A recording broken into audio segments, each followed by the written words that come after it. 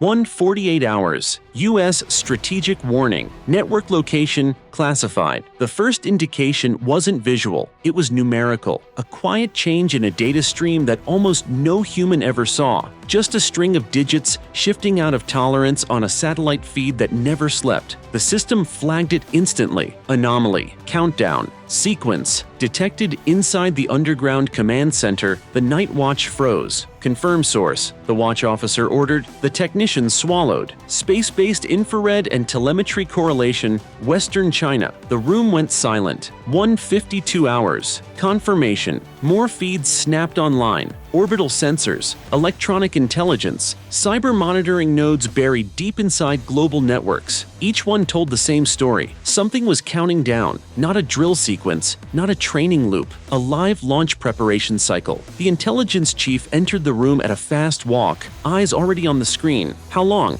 The analyst hesitated. Unknown, ma'am. But the sequence is advancing. That meant only one thing. Someone had pressed go. 1:57 hours. The shape of the threat. A satellite image resolved over a remote region. Rugged terrain, hardened facilities, deep underground infrastructure, missile brigades, nuclear capable. The analyst spoke quietly, almost afraid to break the moment. Multiple silos. Mobile platforms possibly active. This isn't a single weapon. The intelligence chief closed her eyes for half a second. This is a strategic launch posture. 2:01 hours. The clock starts to matter. A digital timer appeared on the main display. Estimated launch window unknown. Countdown active. The commander stepped forward. Explain the countdown. The cyber officer answered, "It's not a visible timer. It's inferred, based on system checks, authorization pings, and fuel prep cycles." He paused. "It behaves like a clock. Once it passes a certain threshold, reversal becomes unlikely." "How much time?"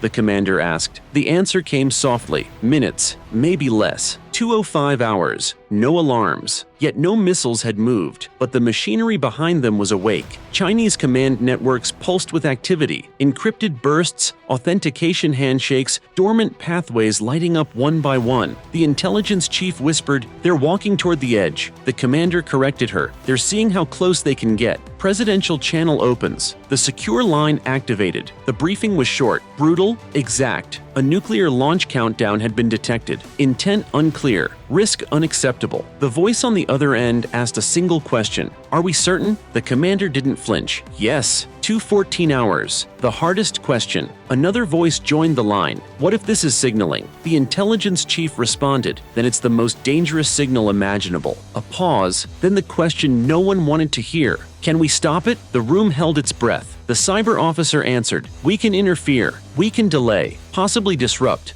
"But," the voice pressed. "But once we act," he said, "they'll know." 2:19 hours. The countdown accelerates. The system chimed again. Countdown. Sequence. Advancing. Indicators. Deep inside the Chinese network shifted to a new phase. Secondary authorization paths lit up. Redundancy layers came online. The intelligence chief looked at the commander. "They're moving faster." The commander nodded grimly. "They know we're watching." 2:23 hours. The decision window. This was the moment the history never sees. No cameras, no speeches, no applause, just a handful of people deciding whether the world would wake up normal or not at all. The voice on the secure line spoke again. "Prevent launch, not retaliate, not threaten, prevent." 2:27 hours. America moves. The response didn't look like war. No bombers scrambled, no missiles fueled. Instead, quiet orders flowed through channels so classified they didn't officially exist. Cyber units activated dormant access. Space assets shifted orbits by fractions of a degree. A submerged platform changed depth and heading. The countdown continued. 02:31 hours. First resistance. Inside the Chinese Missile Command Network, something felt wrong. Operators noticed delays. System checks returned incomplete. Authentication loops lagged. One officer frowned. "Run it again." The system stalled, then resumed, slower than before. 2:35 hours. The clock stutters. Back in the U.S. Command Center, analysts leaned forward. The inferred countdown hesitated, not stopped, but no longer smooth. The cyber officer whispered, "We're in. 2:38 hours. The point of no return approaches." But then, something unexpected. Another layer activated, a deeper one. The intelligence chief's eyes widened. They anticipated interference. The commander felt the weight settle. "This isn't just a test," he said. "It's a contest."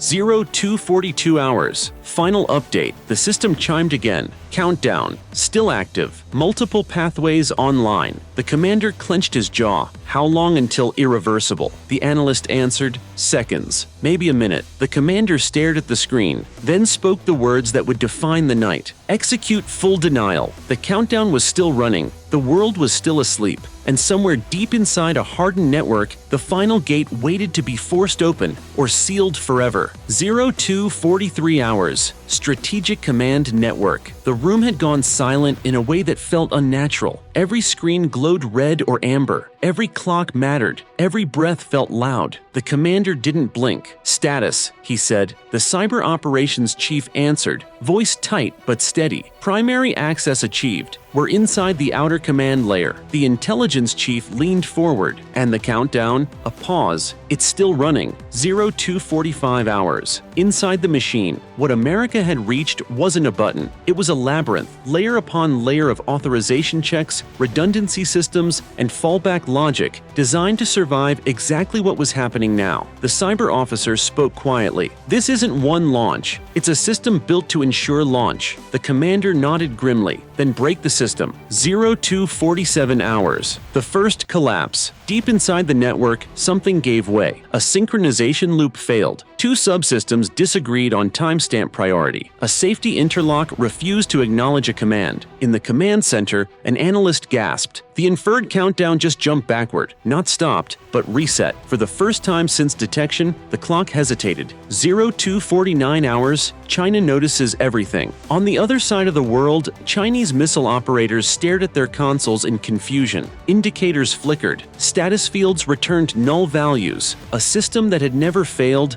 was failing. One officer stood. "This isn't internal." Another responded sharply. "Then what is it?" No one answered. They all knew. 02:52 hours. The second wave. America didn't pause. Space-based assets adjusted their focus, feeding new data into the operation. Electronic warfare platforms far from Chinese airspace began subtle interference, barely detectable but devastating to synchronization. The cyber officer's fingers flew. "We're degrading the backup pathways." "How many left?" the commander asked. The answer came slow. "Too many." 02:55 hours. Global shockwaves. The first ripple escaped containment. Markets froze. Air traffic controllers reported unexplained disruptions. Diplomatic hotlines rang simultaneously across capitals that had no idea why they were suddenly terrified. A senior advisor entered the room, pale. "Sir, embassies are asking if we're at DEFCON 1. The commander didn't answer, because technically, they were closer than that. 02:58 hours. The countdown fights back. The system chimed again. Countdown active. Alternate authorization. Route engaged. The intelligence chief cursed under her breath. "They're pushing it." The cyber officer looked up. "We have one option left." The commander met his eyes. "Do it." 03:01 hours. Full denial. This was the point of no subtlety. America executed the last phase. Not destructive, not explosive, but absolute. Command authentication tokens expired simultaneously. Time references desynchronized across the network. Critical safety states defaulted to locked. Inside the Chinese system, the launch sequence stalled completely. Not paused, invalidated. 03:03 hours. Countdown terminated. In the U.S. Command Center, a single line appeared. Countdown status. Failed. No cheers. No relief yet, just disbelief. The intelligence chief whispered, "We stopped it." The commander didn't respond immediately. "Confirm." Multiple confirmations. The analyst replied. "No active launch pathways remain." The commander exhaled. For the first time in nearly an hour. 03:07 hours. The silence after. For 30 seconds, nothing happened. No retaliation, no alarms, no sudden movements. Then new alerts appeared. Chinese strategic forces shifting posture, not launching, not standing down, reorganizing. The intelligence chief spoke carefully. They're assessing damage and intent, the commander added. 0312 hours. The backchannel, a secure, rarely used line lit up. The Chinese voice came through, controlled, cold. You interfered with strategic systems. The US reply was calm. We prevented a launch countdown, a pause. Then you escalated. The commander leaned in. You initiated. Silence stretched. Then something unexpected. You assume we intended to fire. The commander replied instantly. You assumed we wouldn't act. 0318 hours. The world holds its breath. Across the globe, leaders waited. No one knew exactly what had happened, only that something enormous had almost occurred. Satellite feeds showed forces holding position. Nuclear postures remained elevated, but frozen, a dangerous equilibrium. 0324 hours. The truth emerges. The intelligence chief brought up a final report. They weren't launching today. The commander looked at her. They were proving they could. She nodded. And we proved we wouldn't let them. 0330 hours. Strategic aftermath. Quiet decisions followed. Forces stood down incrementally. Cyber units erased traces. Space assets returned to nominal orbits. Publicly, nothing happened. Privately, everything changed. No missile ever left the ground, no city burned, no siren sounded, but the world came closer than it would ever know. A nuclear countdown reached zero, not in fire, not in light, but in silence. And that silence was the loudest warning of all.